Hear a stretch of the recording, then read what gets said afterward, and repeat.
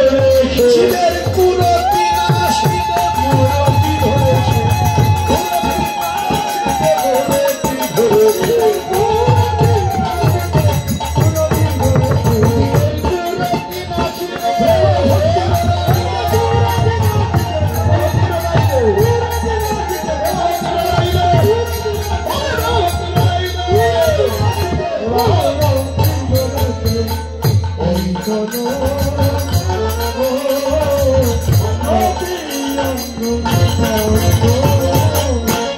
ভালোবাসার মূরতি। আমার গৌর কিসের মূরতি? ভালোবাসা। ভালোবাসা যায়, ভালোবাসা গাঢ় হয়ে রতি নাম মূরতি ধরলেন, মূরতি নাশ করতে। এখন মূরতি ধরলেন, মূরতি ধরেছেন আমাদের কুরতি নাশ করবেন। কি দিয়ে?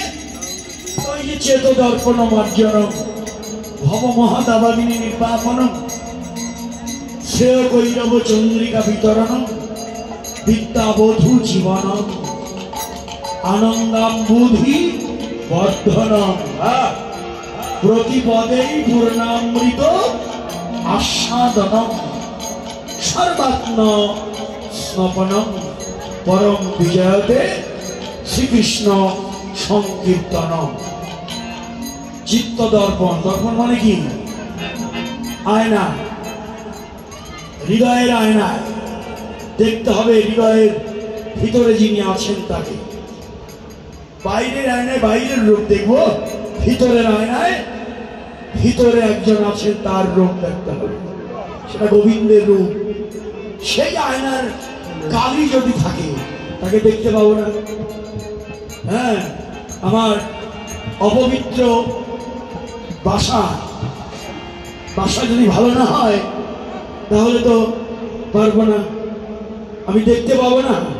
তাই আমার ভিতরে আয়নার মলিনতা দূর করতে মহাপ্রভু বললেন একমাত্র উপায় হরিনাম সংকীর্তন। হরিনাম করো, কৃষ্ণ নাম করো, তোমার অপবিত্র দেহ পবিত্র হয়ে যাবে।